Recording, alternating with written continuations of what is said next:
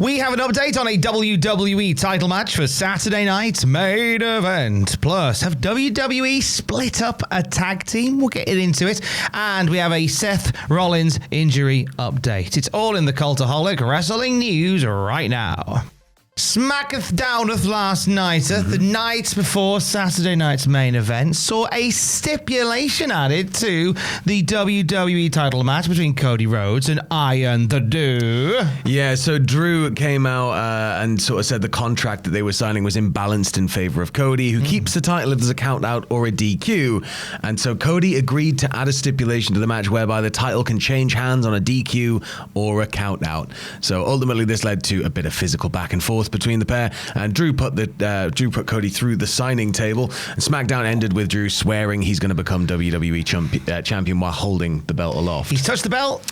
Yeah, it's bad luck in it, but it's interesting that he's managed to push Cody to agree to such a reckless stipulation. Very reckless indeed. And does it potentially lead to a title change tonight? I know obviously this is a classic one that you chuck in to give the impression of more jeopardy. Yeah.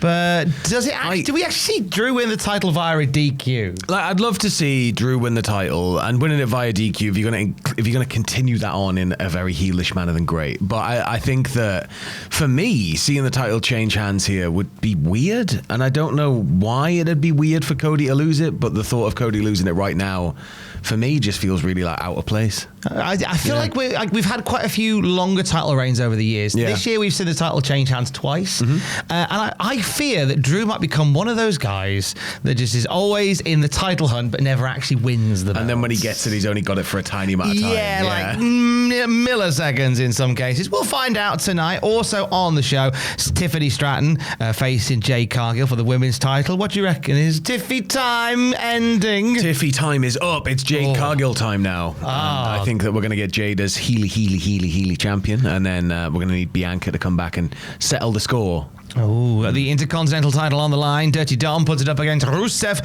and Penta. Who have you got and why? It's going to be Dom because the stipulation allows him to cheat as much as he wants to win.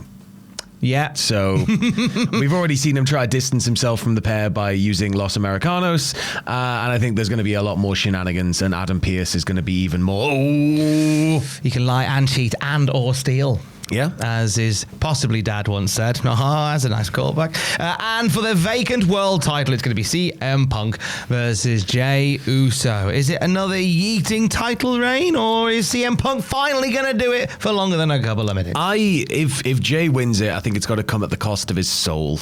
Yeah. I think he's got to turn, doesn't he? So if Jey wins it and turns, then it'll be like a big landmark thing, I think, and it's an interesting little thread story-wise, but equally I could see Punk just walking out of there with it.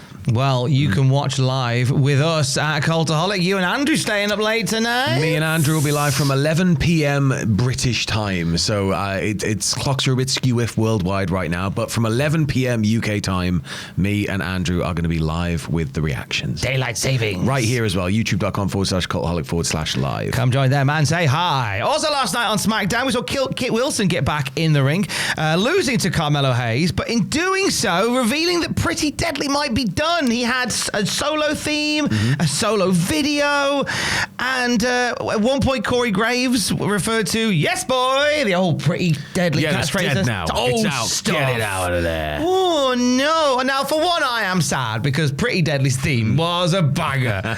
Nah, Kit's is fine, but Pretty Deadly's was much nicer. But it looks as if the whole stuff he's been doing backstage, fighting toxic masculinity, that's the new direction for solo Kit Wilson. Well, Elton Prince has been out with an undisclosed injury for quite some time, and this suggests, like, if there is this shift in character for Kit, it does suggest that it sort of, this time might have forced them to go solo with him. Yeah, so Pretty Deadly, bless him, previously NXT UK and NXT of America Tag Team Champions, very much in the mix for the SmackDown tag titles until the momentum was halted. Now, we don't know the injury itself, but we know what caused Prince to step away. Is his last match in May. It was Pretty Deadly versus Fraxium, and Prince got hit with a standing shooting star, and it rocked him because he didn't kick out when he was supposed to, and then he started bleeding from the mouth. Yeah, it like hit him in the face, right? Yeah. So it was a really really like kind of when it sort of landed and connected. But just hopefully he's all right, you know. I hope so as well. We're sending our bestest to Elton Prince, but Kit Wilson, I think for the time being, going it alone. And,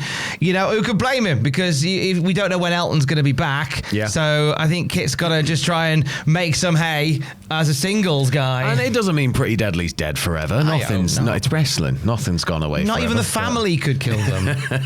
They got washed up in the river. They still kept going. So Elton Prince out for an undisclosed amount of time. We do, however, know how long we're going to have Seth Rollins on the shelf for. Yeah, if you can trust him. There is that. If you can believe him. There is that. He could be like, no, guys, it's really serious. And I'd be like, I know what you're doing. You're a liar, aren't you? Well, he was obviously written off TV in the post-Crown Jewel edition of Raw when the rest of the division turned on him. The whole thing took place due to Rollins suffering that shoulder injury following the coast-to-coast headbutt during his match with Cody at Crown Jewel. But Seth has appeared publicly and spoken about it. So he officially confirmed on Good Morning Football, didn't he? He did indeed. He said, whilst in a Chicago Bears costume, he had his arm in a sling. He said, I wish I could rip this thing off, man, but I'm out, guys. I'm out of action for 6 months. My world championship is going to be worn by some schmuck, either Jey Uso or CM Punk. It's awful. It's really the Halloween scaries. So he was on there with the sling. But this is the same guy that walked around with crutches. Yeah, I mean, if you were one of the hosts of Good Morning Football, you'd just pick up a steel chair and you'd be like, yeah.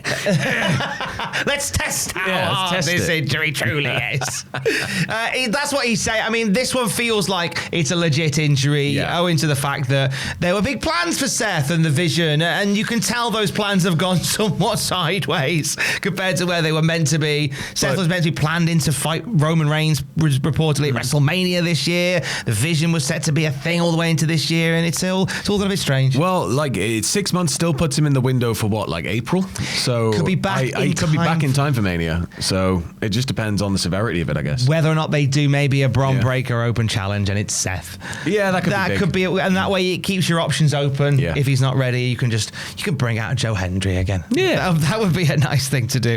But yeah, it does change a lot of plans for WrestleMania 42. Injuries have always played a part in WrestleMania plans, it seems, over the years in one way, shape or form. Myself and Matthew Gregg watched WrestleMania 19 yesterday. Oh, nice. For the Cultaholic Classic SmackDown review. It's a main event that nearly didn't happen between Brock Lesnar and Kurt Angle. Kurt Angle going into it with broken vertebrae in his neck, destroyed vertebrae in his neck, arm atrophy, and he was in a bad way, but he was adamant he wanted to get to the main event of WrestleMania. And something happens in the closing moments of that WrestleMania that puts the entire future of the main event scene in complete jeopardy. Yeah, just a little bit. It involves a shooting star press. It's 4 hours. Myself and Matt watched the entire WrestleMania. It's on the podcast feed right now. If you're a Patreon, the video version's there for you as well. It's been a long time coming because it's a long time to block out in our schedule. Yeah. You know, Math has all his, tobogganing courses to do. And I've got that Buckaroo World Championship. So we just haven't had the time. But we've done it. It's there and it's ready for you now. And once again, me and Andrew will be live tonight from 11 p.m. UK time right here on the channel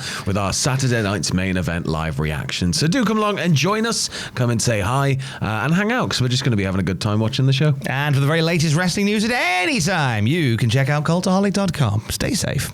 Love you. Bye.